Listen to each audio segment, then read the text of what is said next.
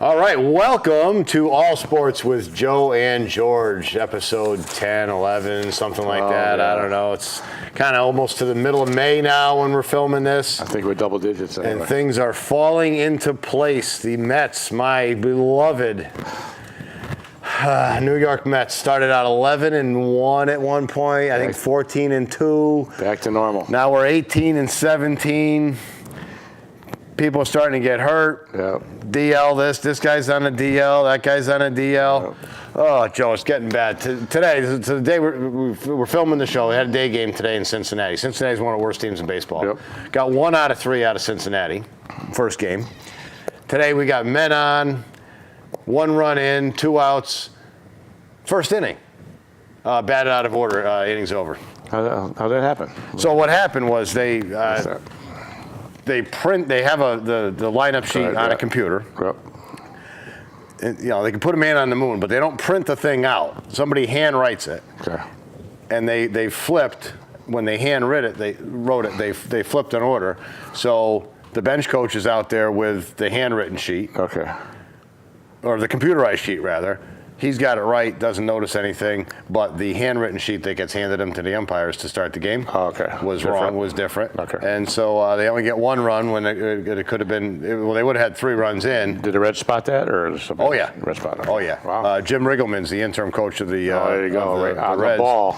On the ball. He was out there. That was the end of the inning. Mickey Callaway, watch it for those cheaters. Little mud on the face. Kind of embarrassing, really, because it's a transcription error. How does that happen? But and the Dark Knight has left Gotham. The Dark Knight has headed to the Queen City. To the Queen City. Yeah, it's a little less. I like what you did there. I like what you did there. Yeah. That was actually a cool trade. It doesn't happen very often, but this Mesaraka or whatever, he's a catcher, which they need. We'll call him Devin. Takes batting practice in a Reds uniform. Yep. A couple hours later, he's taking at-bats in a game in a Mets uniform. Took a right turn. Whoop. Yep, just go down the hall, take a Where left. am I going? The thing is that, they didn't trade him. I guess he would have technically been a free agent. Right. So they might as well get something out of him, and they got a catcher. And this guy Devin, a much needed catcher. A couple of years ago, he actually was on the All-Star team, I believe. I don't remember what year, but I remember one year he did make the All-Star team. He's got a little power. Yep.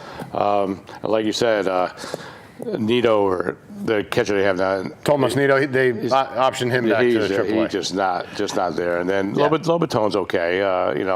So they're going to keep Lobaton. So originally they brought Nito up because Lobaton wasn't on the 40-man roster. Right.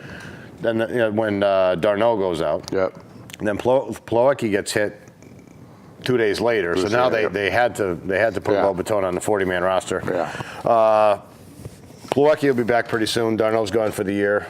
Now, the Mets have an interesting prospect. I read an article about him named Peter Alonso, I think his name is. He's a first baseman at the AA level. Yep. Big kid, 6'2", about 225, 230, played at the University of Florida. 23 years old, a year older than Dominic Smith, who would be the heir apparent to first base for Gonzalez. But Dominic Smith was the guy who overslept game. Yeah, and blew his whole first game big chance and opened the door for Gonzalez. Yeah. And Gonzalez is only batting a little above 200, and he's average, whatever. But the thing is with Alonso, they think he might be the next first baseman coming up, but I guess they don't want to rush him. And I don't know if they're going to give Dominic Smith the next shot first and see what he does, and then go to Alonso, but he's got good power. He's batting .367 at the AA level, so I guess he'll be probably up to AAA. I would think pretty soon. Yeah. But then I would think they would probably bring Dominic Smith up first to the Mets, and then put Alonso at the AA. Can't both of them play at AAA because none of them will get any. Yeah, and keep in mind too, a lot more often than not, it's AA to the majors in a lot of cases. I shouldn't say more often than not. In a lot of cases, pitches more than position players sometimes. Yeah. But and then Cespedes, it seems it gets nicked up all the time. If he's healthy, he's arguably one of the top 5 players in baseball, in my opinion. Yeah. If he's healthy, I mean. And, a week or so ago, everybody got scared. It was actually, he hurt his thumb. Was it sliding home, I think it was? Yeah, and the next day was a home game at Citi Field. I almost said Shea Stadium there. Yeah. And it was Yoenis Cespedes bobblehead night. Yep. And they were joking on the radio that maybe they're going to put a little Band-Aid on his thumb. Yep. So he dodged the bullet there. Okay, he's fine. And actually hit a dinger in that game. And a day or two later, DeGrom goes down. Yeah, swinging the bat. A couple days later, Frazier goes down. Now, nothing major yet, 10-day disabled list type of stuff. But, here we go again with. So who plays third in Frazier's absence then now? I don't know. I don't know what I guess they could put Flores over there or Reyes, I suppose. Yeah, Reyes still has a strong enough arm to play third. Yeah, he played third last year. So they have not brought anybody up necessarily, and I don't know that they will. Yeah, they've got the bench players that. I always keep saying they got to get Nemo at bats. He's a good little leadoff guy. He's been playing well. He's over 300. Yeah, but he can't get in there that much. And Lagares still is a backup outfielder. He doesn't really play that much either. So yeah. And then Flores is here and there. So I mean, no, if Flores can figure out where he is in the lineup, we win another game. Yeah. By the way, the May 9th is the day we're taping the show. Ahmed Rosario's first stolen base was today. Wow. Which is great that he stole a base today. It's a little sad that we're 25 games in. Yeah.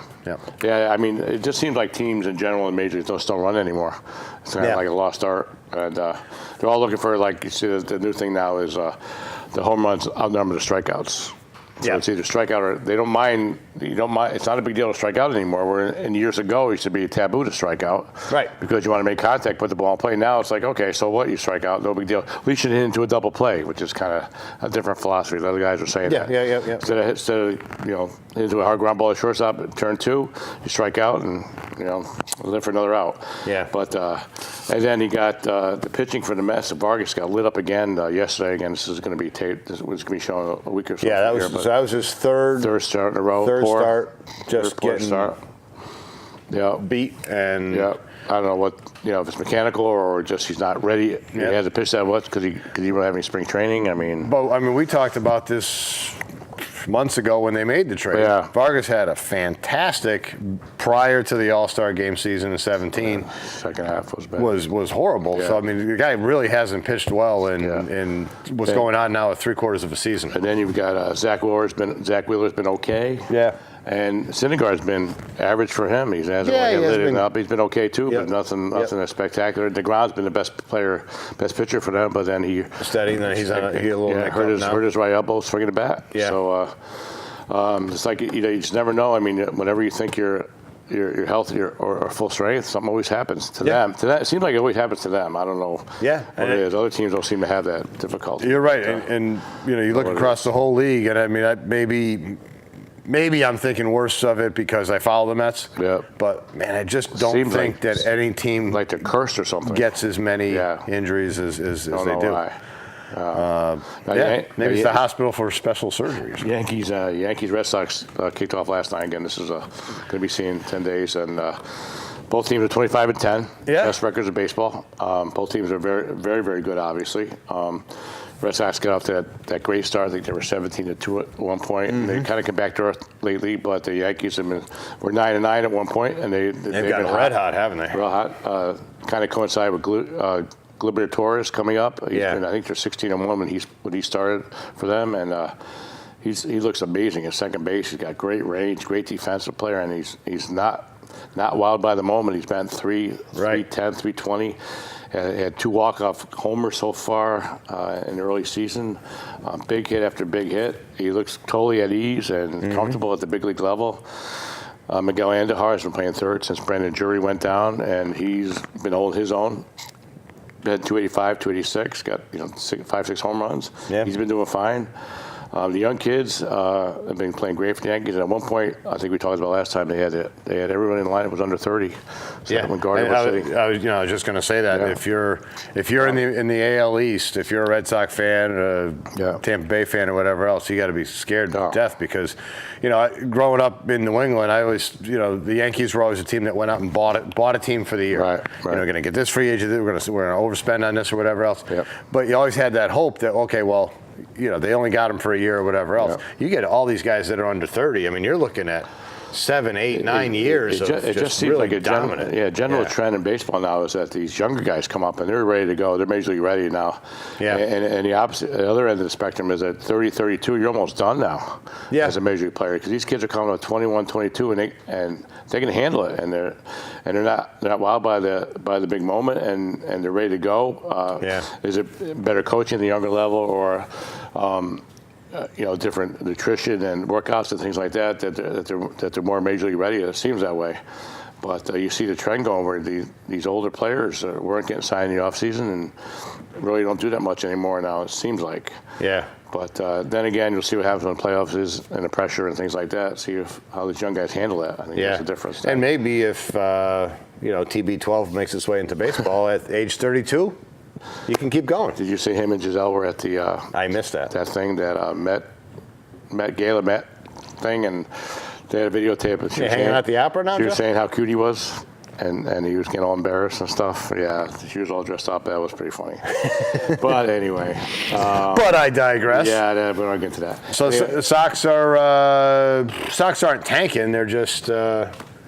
Kind of maybe coming back down to earth. I think 25 and 10. 25 and 10. Well, one thing is too with Price missed a starter too, and he got pulled out for today's game. He had circulation problems in his throwing hand. First they thought it might be the cold weather, but now it's I don't know if it's something worse than that as far as he couldn't feel his fingers or something on his throwing hand. Okay. That was one thing. J.D. Martinez has gotten hot. He's lived up to the billing. He's got, I think he's 357, 8 home runs, 27 RBIs at this moment. First week of May, second week of May, and he's come full circle. He's playing very well. Mm-hmm. The problem with them is that they've got Benintendi left, J.P. Bradley in center, and they got Mookie Betts in right. And then they got Martinez, and they got Hanley Ramirez. Now, one of them is DH, so they're playing Hanley at first, and they're DH and Martinez, which is fine. But Bradley's hitting last night he was hitting 185, I think, and then Hanley Ramirez cannot play first base defensively, in my opinion. He made a couple of plays last night that were either hits or errors on the other players, but a good first baseman would have saved them both on that. He had his feet crossed off. He was falling down. It doesn't hustle, in my opinion, and I think. If I'm them, they got this Keith Moreland, who I think is an excellent player, a great fielder. He signed him for a 2-year contract. I'd play him. And if I was them, I would put Betts in center. I'd put Martinez in right, and I would bench J.P. Bradley until I don't know if he's ever going to hit or what, but he's great defensively. But, I think at this point they haven't thought about that because they have a need to do that. Yeah. They're still on first place. So I don't think that's no one's saying anything right now, but I think that might be down the road. Yeah, they're not going to change it up now. Say, what are you changing the lineup for? You're 25 and 10. So I think, and their pitching has been, the starting pitching has been excellent. And hey, I'll always be a fan of a center fielder named Mookie. True. Slow roller up the first base line. Mookie Betts is playing at MVP level too. Him and Aaron Judge, I think, are the two best players in the league right now. Can we just go back and talk about the '86 Mets now? Can we do that? No, we can't. No, we can't. No. 40 years ago, man. We're not doing it. So anyway, with Mookie Betts, though, he's been, I think he leads the league in home runs, and he's a great player. Yep. But they have a good team, and I think the Yankees and the Sox are going to battle all the way to the end. See what happens. Obviously, the biggest thing is injuries, and who can sustain the bad times and get through those slumps. And even the Yankees have Bird rehabbing. He's getting back. Drury's getting back. They're both playing rehab games. They have Tommy Kennelly and Adam Warren are working their way back. They're throwing two of their pitchers. So they've got four good players that are rehabbing right now that are going to be back. What happens to those other guys that are there currently? I don't know. Maybe somebody else gets hurt and they move around. But the Yankees are in a good spot. Hey, something I meant to ask you about. Tampa Bay this year, the Rays. They've got a 5-man rotation but they take 6 games to go through it. So they're taking 1 game per rotation, and they're just platooning out relief pitchers. Guys pitch. I look at the box score. A guy pitches 2 and a 1/3 innings, gives up 1 hit, no runs, but whatever, situational thing. They'll bring in somebody else. Crazy. It's a tough thing because it's a catch-22. You get your starters that only go 4 or 5 innings or 6 innings, and then you bring in your bullpen, which is fine. But you can't to expect your bullpen to go 3, 4, 5 days in a row, even throwing 1 or 2 innings. It's tough. Last week, the Indians played the Yankees, and Cody Allen had pitched, I think, 2 innings, 1 game, and he came in the next day to save the game and got lit up. Yeah. And the Yankees scored 3, 4, 5 runs and then won 5-4 in that game.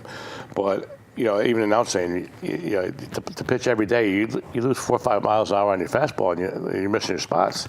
That's tough to pitch like that. Yeah.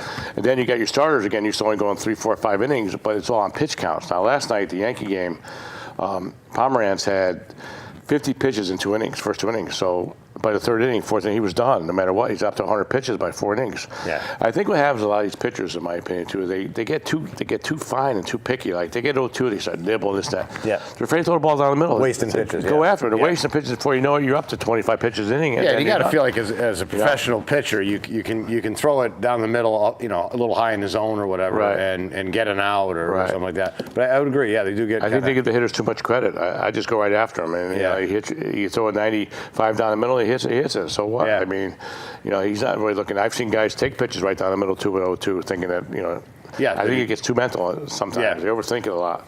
Yeah, next thing you know, like you say, you're 4 or 5 innings in, and you've wasted 30 pitches. Well, and it's interesting too, the philosophy being that a lot of these teams will bring in their best reliever in the 8th inning, thinking that's when you see 3, 4, 5 of the other team's lineup.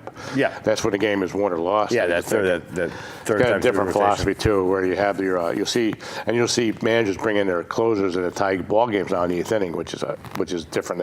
That never would be like that. The closer would always come in, always with the lead in the 9th inning. Yeah, pass. But then I guess they found that now it's if you're tied at home. Yeah, you bring the closer in the 8th inning just to hold it for it. But then the downside of that is if the other team gets through that and you go extra innings, now your closer's done. Exactly. Now you look at your 3rd or 4th guy in the bullpen pitching the 10th, 11th, You've 12th. used your setup guy, your 8th inning guy. You've used your closer. So now, you're like going down the depth chart.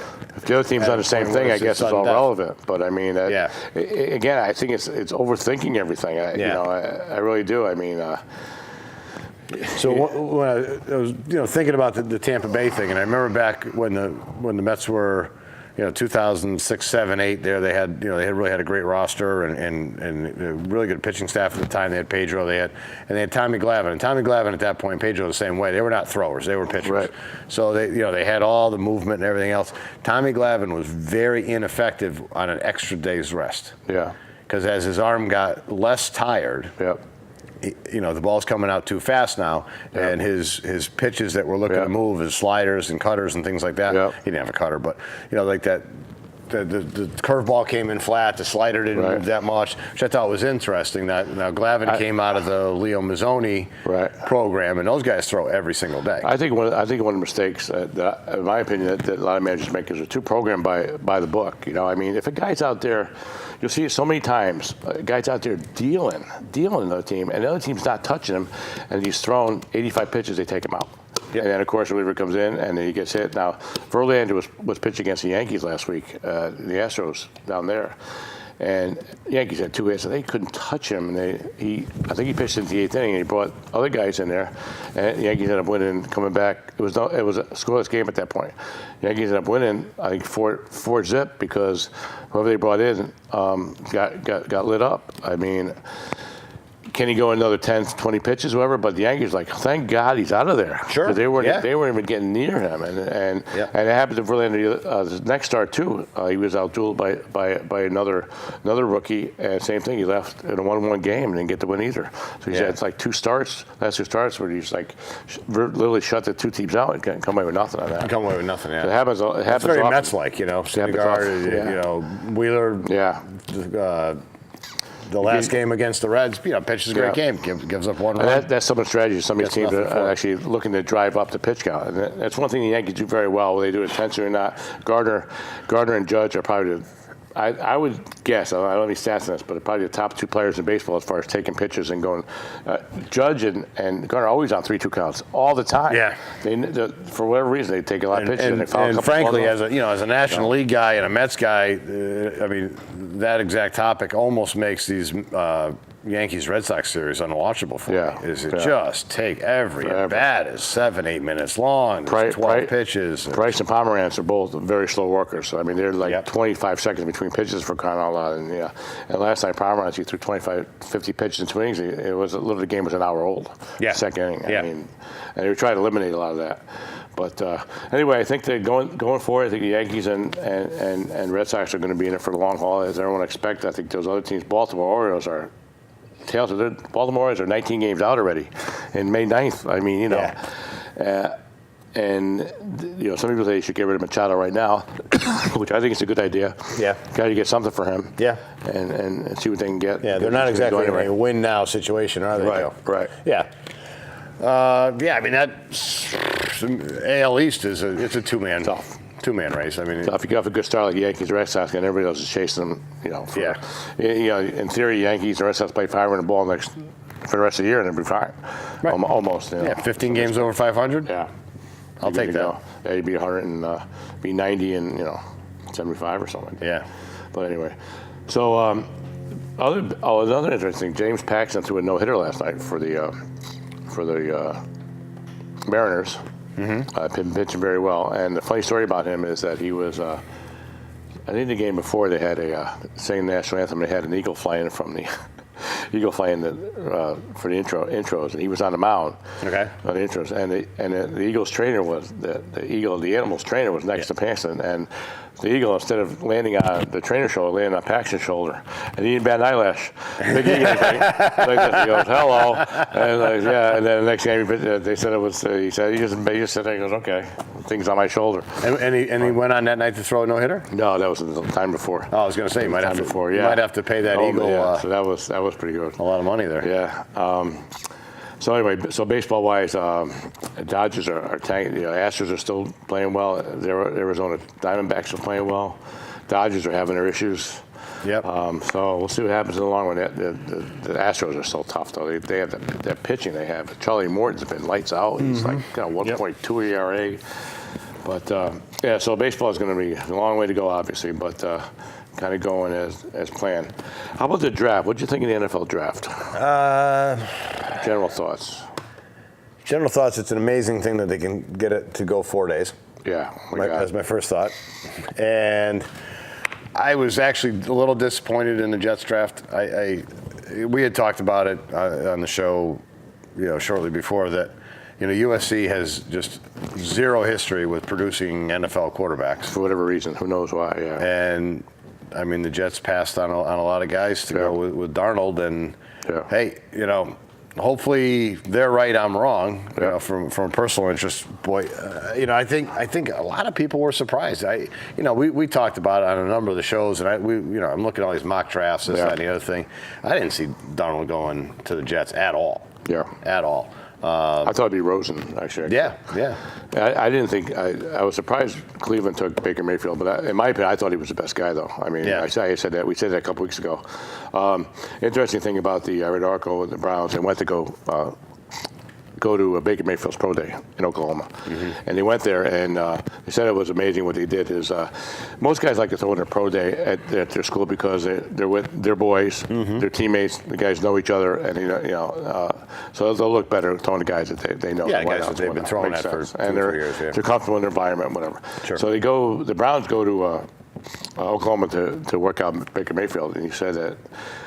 The GM said it was the darndest thing he ever saw was this quote. He says he walks in there, and all Baker's boys, they call them Baker's boys, there were 7 guys that were ready to work out with to run the routes and whatnot. They're all sitting down stretching, and he came in, and he yelled this thing. It's called "Hey Hey," and they all come running, and he said they were just all on the same page. It was like a synchronized drill. He says it was very impressive the way they were all together, choreographed. He said it was very impressive, and he said that. Everything they looked at Baker Mayfield, it was just he's a tremendous leader, and he gave an answer to the Cleveland Browns staff. It's like they said, what's your what do you think a quarterback should be, or what's the biggest role of a quarterback? And the answer he gave was one that they loved. He said that I think the quarterback should make everybody better, could elevate the team to a higher level. And he goes, that's what I do. And it's true. Now, one stat I read that was very, very interesting is that, and this turned the tide for the Browns too, is that passes over 20 yards. Okay. In his career, Baker Mayfield had a 60% completion rate over 20 yards. Yeah. Josh Allen, for instance, had a completion rate of 42% of over 20 yards. So that's kind of interesting. That's significant, yeah. So the deep ball, he was accurate on all the deep balls. Yeah. That was a big factor, they said, because they were looking at him and Rosen. I'd want to see, and maybe we could find it on the internet, is what's Tom Brady's percentage over 20 yards? Good question. I got to feel like it can't be that much more. It's got to be pretty good up there. Although it might be huge because he very rarely throws it over 20 yards. It's tough because still. you get pro level, college level. Yeah, I don't know how that compares. Here's another stat that was very interesting is that out of 407 attempts last year with Baker Mayfield, he had 2 tip balls. Okay, the guy's allegedly 6'1" and 6 5/8 or something, 6 5/8. And it's funny, they had a picture of him and Denzel Ward, the 4th pick. And Denzel Ward's 5'10", they're the same size. Yeah. In the picture. Yeah. Okay. Now, maybe he had slouching. He had two passes tipped in 406 attempts. The other 4 top quarterbacks had an average of 6.8 passes tipped in the same amount of attempts. Okay. So, which tells me that I never put much, creed in height. I mean, you got. Obviously, all these small quarterbacks have done it. I mean, you adapt. I mean, it doesn't. Yeah. You want your guy to be 6'5", 230 in a perfect world, but I mean, sure. Would you rather have a guy who's 6'5", 230? But if you have a good offensive line, the offensive line can hold themselves. You have your alleys. They also know exactly where the alleys are. Yep. Problem is the alleys open up avenues for blitz too. But for me, I was ecstatic that Cleveland took Mayfield because that opens up for our boy Saquon Barkley, what I think is the best pick the Giants have ever made. We'll see, because maybe Lawrence Taylor. But I think that... it'd be a tough one to say that he's better than Lawrence Taylor, that's for sure. But there's not a check box that Barkley doesn't check off as far as being top of the charts. I mean, every single thing that he did was outstanding, and the fact that he's a tremendous individual.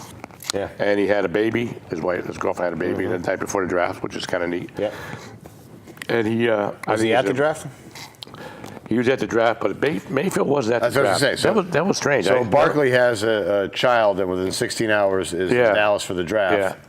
Yeah. And Mayfield just decided he was. And he was in the delivery room and everything. Yeah. And then he flew to Dallas for the draft. But he said to his infant, "Hold on, I'll be right back with basically your life's money." Yeah, you're all set. Name the kid Eli, right? So now, no one ever talked about why Baker wasn't there. Yeah. I think he had chosen way back when to stay at home with his own party or family or whatever for the draft, which is kind of strange. And I've never seen it before, that the potential number 1 pick or a potential first-round pick, they very rarely stay home or stay in their own environment. They usually want to be there. The worst part is if you're marginal first-round pick and you might have to sit there for a day or two and sit there and agonize. But, I mean, you knew Mayfield was going to go in the top 10. No matter what. You would think, yeah. So that was kind of weird that he doesn't, and no one talked about that. I read a lot of stuff. No one said why he wasn't there. Yeah. So that was different. I was so happy the Giants took them. I think that was a great pick on their part. Now, I question why the Browns would take Ward. The Jets with Darnell at 3 I think was a good pick after the first 2 guys. I would have preferred Rosen. Yeah, I think they like Darnell's size a little bit more, and Rosen, I don't know if they wanted to deal with his, I wouldn't say quirkiness, but he had a little different outlook on things, and I think they thought that Darnell would fit better in New York, in the media and whatnot. I think that was one of the big things for them. Now at 4, Browns take Bradley Chubb. I mean, they should have taken Bradley Chubb. Right. Instead, they take Denzel Ward. They take a corner. Now, to me, if I'm the Browns, I would have taken Barkley at 1 and Chubb at 4, but I wouldn't even take a quarterback. But anyway, Yeah. the Browns take Mayfield at 1, which is fine. Now at 4, you take Bradley Chubb at 4. You've got Myles Garrett at one end. You've got Chubb on the other end. You and I could play defensive back for the Browns because the quarterback's running for his life and he's going to be on his butt. With those two guys edge rushing, because you can't double them both. Yeah, and he's got speed, just so you know. He's got speed. So Joe on the corner. I got smart. It's a Pello Island. Yeah. I got smart. I don't mean speed. So anyway, but that I couldn't understand. I mean, a corner at 4 to me, But hey, you know what? They're not the Cleveland Browns for nothing. Yeah, they're 131. That's so that's going down the Jets draft. Jets have never had a history of doing great in the draft. Darnold, I'm not crazy about it. Could turn out to be great. Yep. Their next pick is not until the 3rd round. They take Nathan Shepard from the powerhouse, Fort Hays State. AIA powerhouse. Right. Fort Hays. 25-year-old, too. Older guy. Wow. That's a little frightening. 6'4", about 315. Yep. I actually liked it. I thought it was a reach, but I mean, no one ever talked about him. No one knew about him, but one of the interesting picks was the Eagles took in there. They only had 5 picks. Their last pick was this kid from, I think it was Australia. He was a rugby player. Did you see this guy? Guy was 6'4", 6'5", 3. Let me look exactly the number. Yeah. 6. Hey, while you're looking that up, just so you know, Foley Fatukasi. From UConn. 6th-round pick goes to the New York Jets from the University of Connecticut. All right, Jordan Malaya, offensive tackle from South Sydney, Rabbitolis, wherever that is, 6'7", 346. And I saw 6'7", 346. And I saw him playing rugby. He's carrying a ball. There's about 10 guys on his back trying to get him down. And this guy's huge, and he was an athlete. He's 23 years old. That's very interesting. Wow. For a late pick. Yeah. That was kind of neat. Anyway, go back to the Browns. So the Browns take these 2 guys. I don't know. And they got Tyrod Taylor, and now they got Tyrod Taylor, and they got Baker Mayfield. Tyrod Taylor, I think, is a pretty serviceable quarterback. Serviceable, yeah. Now, as soon as Tyrod Taylor starts and he throws 1 pick, and they're going to start going to put Baker in there. Oh, sure, That yeah. starts. Yeah. Now, what do you do with Taylor? Does Taylor want to mentor him so he can take his job? I think they plan to start Baker right from the beginning. I really do, and they want, just in case something happens to him, they got Tyrod. But and to me, again, they're the Browns, but they're not. It's not a win now situation for the Browns. So why not let Mayfield hold the clipboard for a season? In the perfect world, I think they would. Get used to the speed of the game at a new level. But now the Browns did take a Chubb, though. What's that? They took Chubb. They took Chubb. Not probably. They took Nick from Georgia. They did. Okay, fair point. Fair point. Second round, they took Nick Chubb. He's a running back from Georgia. Him and Sonny Michel were the 2-headed monster for Georgia. But Chubb's good back. But they took him, they had 2 second-round picks. They took an offensive lineman from Nevada, and they took another Chubb. Do you think it was kind of like what happened with the Mets with the batting out of turn? They had it on the computer to take this Chubb guy, and then the guy wrote it down, and that was the end of that. Yeah, we got a Chubb, folks. Yeah. Hey, look at that, we got him late. Yeah, we got him late. But I think Bradley Chubb's going to be. And then when he was left for the Denver Broncos, the Broncos are going hallelujah. Thank the Lord, and because they were prepared to trade for that, and all of a sudden he dropped in their lap, and they were like, oh, we'll take him. I think the Broncos had a great draft. They took him, and they have a couple. They took this Cortland Sutton, a wide receiver from SMU, is a good player. Yeah. And Royce Freeman from Oregon, who's a sleeper running back. He was great for Oregon, but Oregon had no line. And it's Josie Jewell, a linebacker from Iowa. So they got some good players. They got a tight end from Wisconsin. They were impressive. Yeah. And I thought it was ironic. The Philadelphia Eagles took their number 1 draft pick in the second round was a guy named Dallas. His name was Dallas Gobert from South Dakota State, where Wentz went. Yeah. Tight end, big boy, 6'5", like 265, and he was the first round pick of the Philadelphia Eagles. So and then the Tom Brady replacement, Danny Etling. LSU. From LSU, because Patriots, that's how they roll. Yeah. So they take a quarterback in the 7th round. Yeah. They took Sonny Michel, which is interesting. Yeah. The running back. I don't remember hardly ever getting a running back in early rounds for the Patriots because they don't do that. And I think if I'm a running back and I'm getting ready to go out, start my career, I don't think I want to go to the Patriots. Yeah, because we're going to have 3 or 4 guys, and we're just going to run you in, run you out. Yep. You're going to be the situational guy. You're going to be this guy. You're going to be that guy. And it's not really a system where you can go in and kind of shine. They still got Rex Burkhardt. They have James, whatever I forget his last name. They have 3 or 4 backs that are still there. And, then they took Isaiah Wynn with their first pick of defensive tackle to kind of replace Nate Solder, so that made a heck of a lot of sense. Yeah. They took a guy named Braxton Berrios, a wide receiver from Miami, who also can return punts, almost like a Danny Amendola type. Does he get hurt as much as Amendola? I don't think so. No. He's small though. He's 5'9", 190. Yeah. Which is and usually those 5'9s are it's a generous 5'9 too. So we'll see how it happens there. And the Buffalo Bills traded up to get Josh Allen, so we'll see what happens there. Which I think one of us at some point before the draft kind of saw the Bills jumping up. It was interesting too because the Bills signed A.J. McCarron in the offseason. Yeah. So he was going to be their starting quarterback from the Bengals. So I think he might be. He's like another Jimmy Garoppolo, really. Early call. Yeah. The Steelers took an interesting pick. They took James Washington in the second pick. And right behind that, in the third pick, they took Mason Rudolph, who was his quarterback at Oklahoma State. And Ben Roethlisberger got all bent out of shape because they took Rudolph.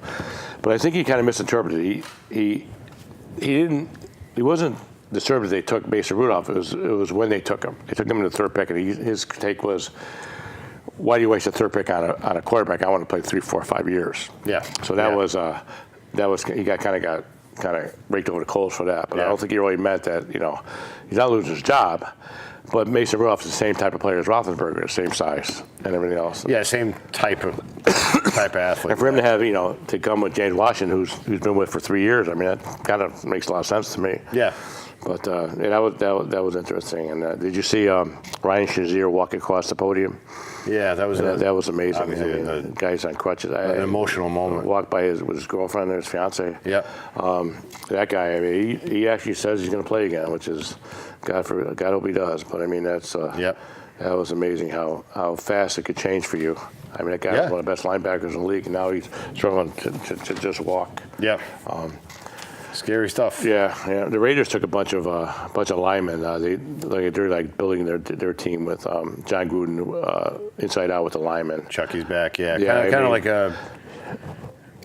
Probably if the Giants had been in a different situation in the draft, they probably would have gone the same way. Gettleman's kind of the same way. He's probably like, I got one of the best quarterbacks, Lincoln Derek Carr, and you better protect his butt because he goes. Not only protect him, keep him healthy, but be able to have Carr be able to use his assets instead of. They still got Marshawn Lynch too, so they want to still use him to control. I don't care how good an arm you are. If you're on your back or you're running away from a blitz the whole game, nothing good's going to happen. Yep.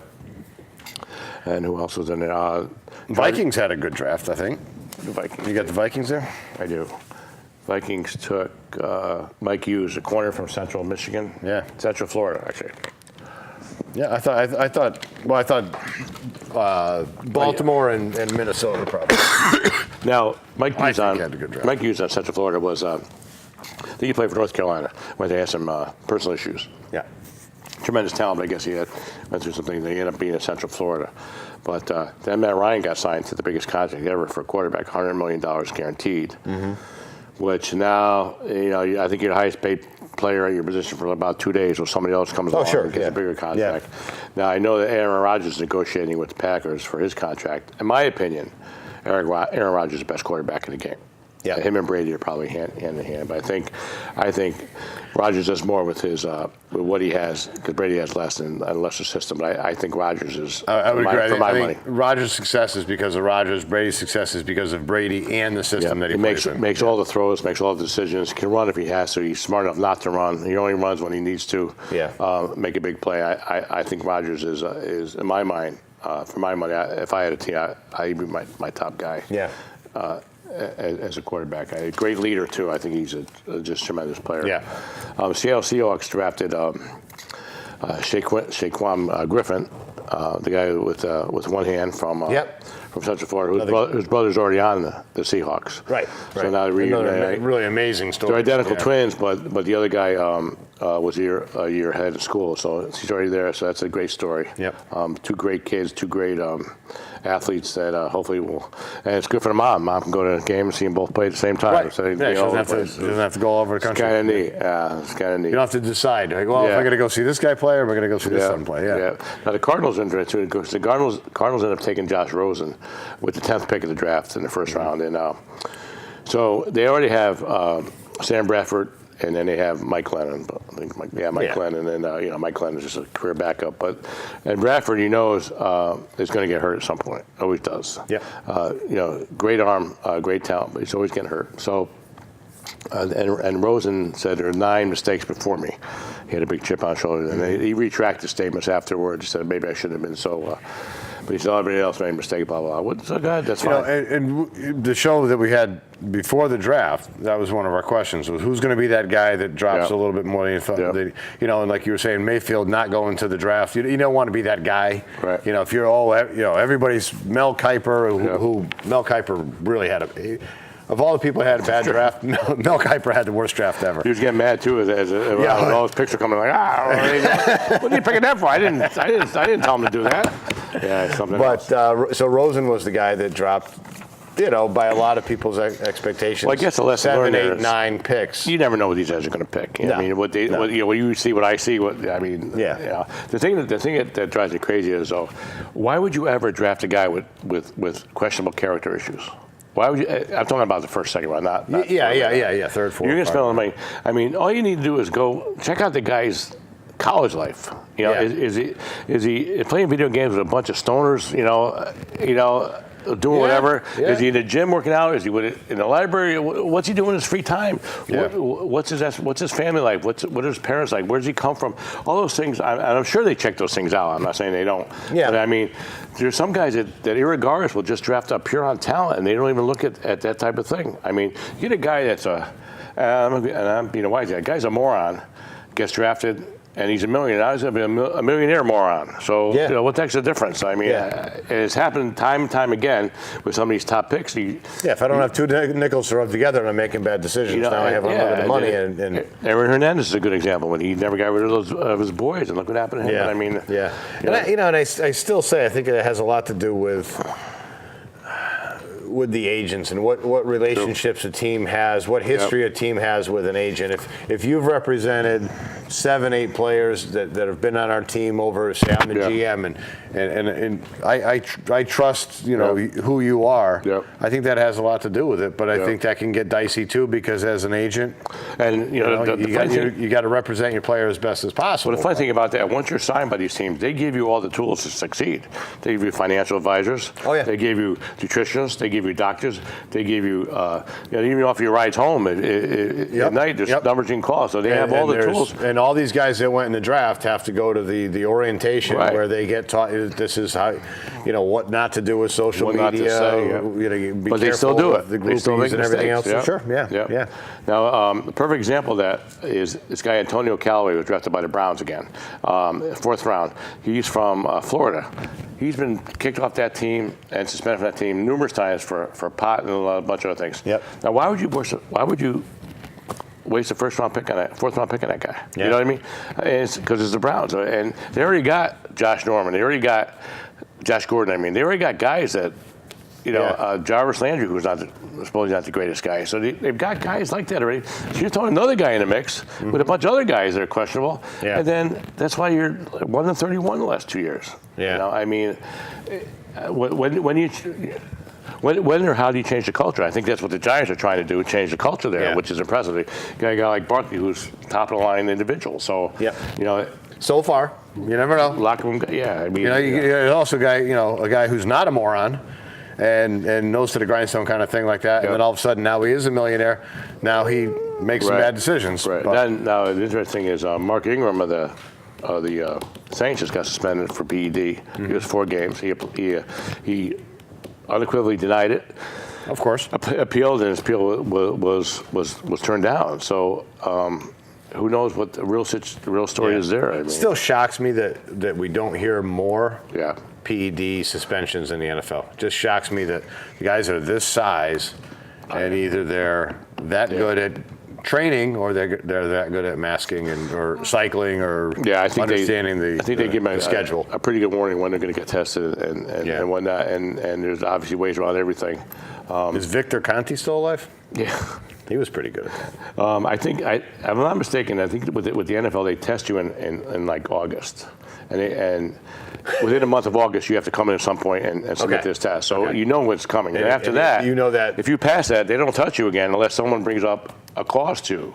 Really? I could be mistaken on this, but I think that's what it was. So in other words, like you got to be put on this abuse, called substance abuse list, where you're suspected. For instance, maybe Robbie Anderson of the Jets, he could make that list because he was arrested. He had a couple of situations with the law and stuff like that. Okay. So he might make that list. Odell Beckham again. I'm bringing him up, but he might be on the list because. Wait a minute.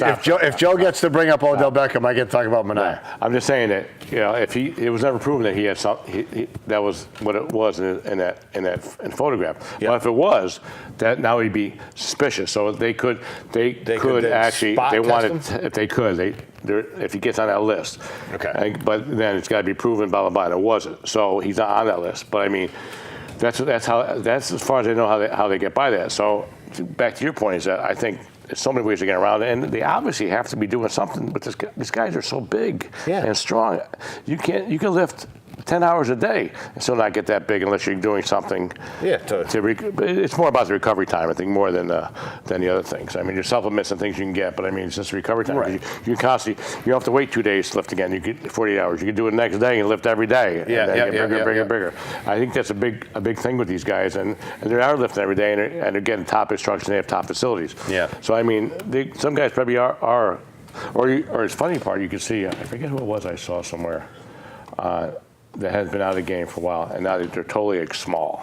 No. Yeah, they're almost like just shrunken because, whether they're not doing steroids or whatever, or they're just not working out the use, but they're just like back to normal type thing. Well, and the hard thing too is, having some friends of mine that they played like junior league hockey up in Canada. This particular guy never made it to the NHL. That I'm thinking about this conversation, but the problem with these professional athletes, and this guy was way back when, but it's, all kinds of carbs, this, that, and the other thing. You got to practice for 2 hours or whatever else, big steak, pasta, dinner, this and that, go back to the hotel, sleep for 3 or 4 hours, get back to the clubhouse.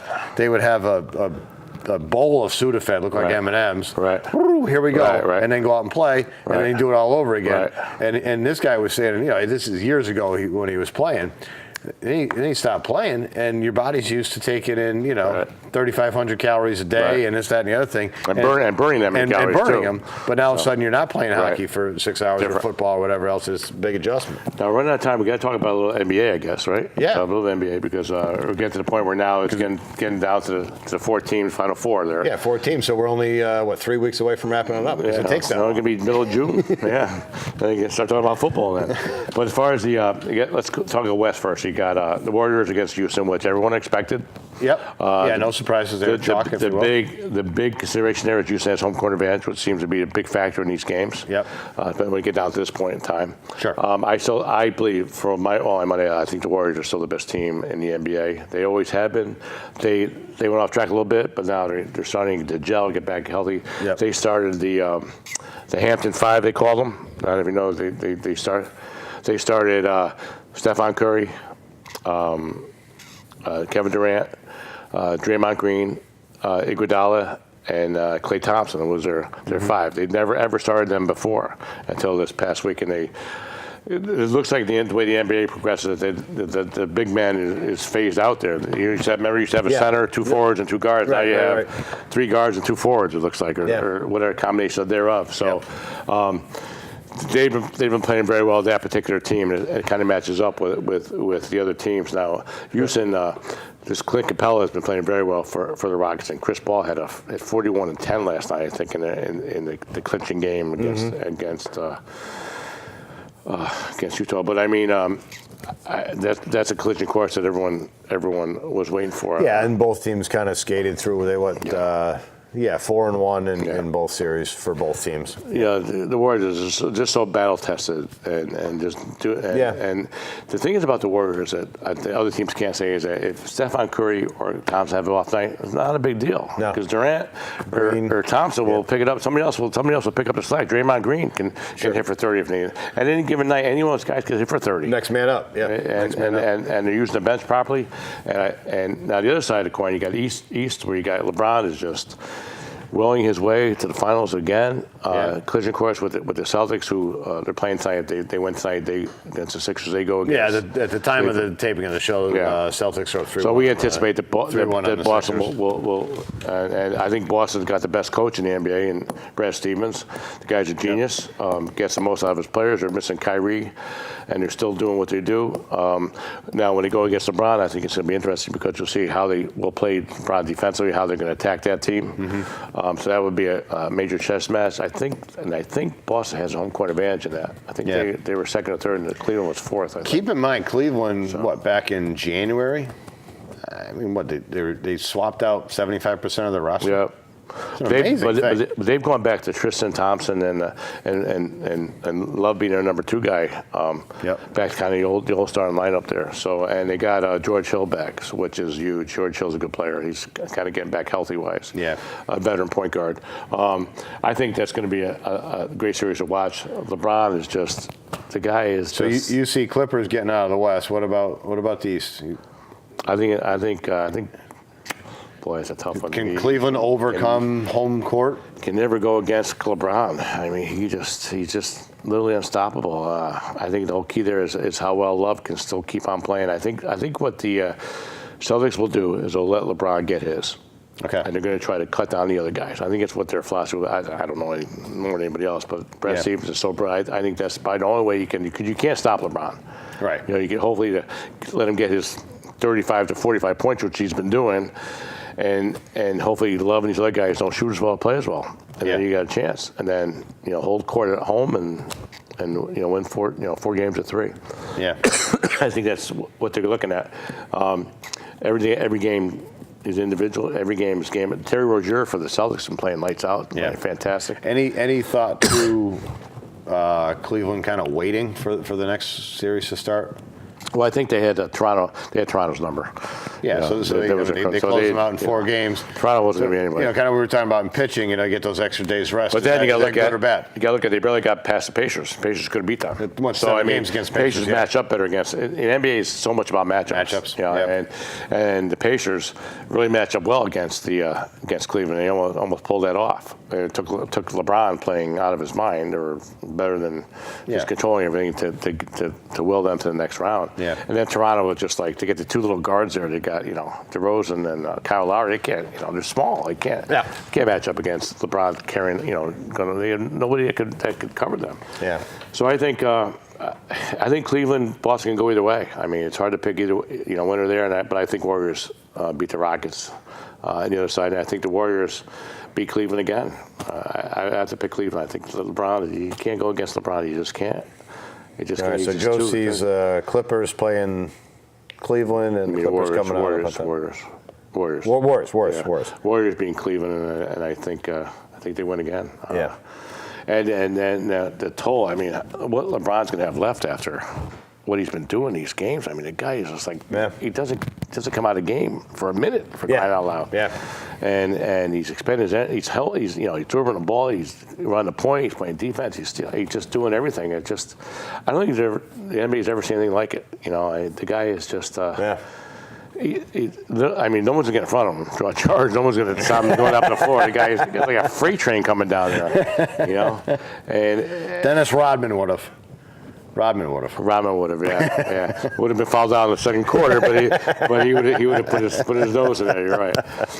Yeah, and maybe the only thing you can do against LeBron is just run guys at him and then use your 15 fouls or 18 fouls on 3 guys, and then hopefully you miss a few foul shots, and then so they don't get any momentum. That might be the way to go. But also for I think for the Celtics too, you got to see if Jaylen Brown's 100% with his hamstring. He got hurt last week. Yeah, and he's kind of like he's okay. He seems to be okay, but who knows if that flares up again. And Jason Tatum's been unbelievable, man. He's been fantastic as a rookie. Yeah. and they got a great coach, and Morris is a good player, and they're just. I think they're with the Celtics are the ultimate team player, the ultimate team. Though. Team as opposed team. to It's the other supporting teams. cast to Curry or or LeBron. But so I think how about the Knicks? Knicks hired David Fizdale, which you can hire. Not the sexiest of hires. But You can bring back freaking John Wooden. Come back there, UCLA, and you don't have talent, you're not going to win anything. And then you got your best player, Porzingis, who knows if he even plays next year. He's rehabbing his knee. That was a pretty bad injury.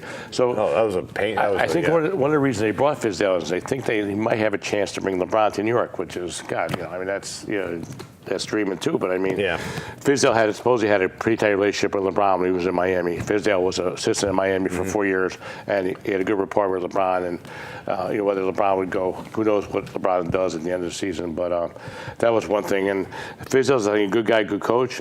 Me personally, I would have taken Mark Jackson. I think he would have. He's more New York. He's he's different than these other guys, Fizdale and Budenholzer and. David Blatt, these guys are kind of all the same. Jeff Hornacek, they're all the same guys. Yeah. To me, Mike Woodson, they're all the same. What's one going to do different than the other does? To me, with the same type of talent. And I mean, to me, again, the guy in Boston as a coach is doing a great job creating a team and stuff like that. But there's a lot to be said at the top level, Major League, NBA, NFL, or whatever else. Guys don't want to play for James Dolan. Yeah. James Dolan. I mean, I think that's a major but how much? thing. If you don't have talent, you can't. You can't turn. You can't turn 8 guys into the Golden State Warriors because you're a great coach. How many guys just come in and out? This year, 2 years, 3 years. They just don't. They never had the continuity, and I think Dolan is a big factor there. Yeah, big factor. Well, that basically was the reason that Bill Belichick ended up in New England. Yeah, was absolutely the rumors that Dolan might get the team. Right, and Mr. S passed away instead of Woody Johnson. And Mr. S passed away, so that was. Hey, we're just about out of time, but one thing I did want to say was finally Jordan Spieth. No surprise to anybody, but Jordan Spieth committed to come back to the Travelers. Oh, that's good. Again, not a surprise as a defending champion. It's pretty customary. You're going to be there. I will not. I will be at my home club. Probably giving some golf lessons. Oh, okay. Yeah, because that's what I do all day. Maybe we could do a show from there. A remote broadcast. Call a couple favors. There you go. And Joe, let's get down to the Hartford Yard Goats game sometime. Absolutely. I hear it's a great time. I heard it's cheap, good. Inexpensive, value price, not cheap. Value price. Okay, good. All right, George. Good job. Hey, Joe, thanks a lot. You're the best. Thanks, man.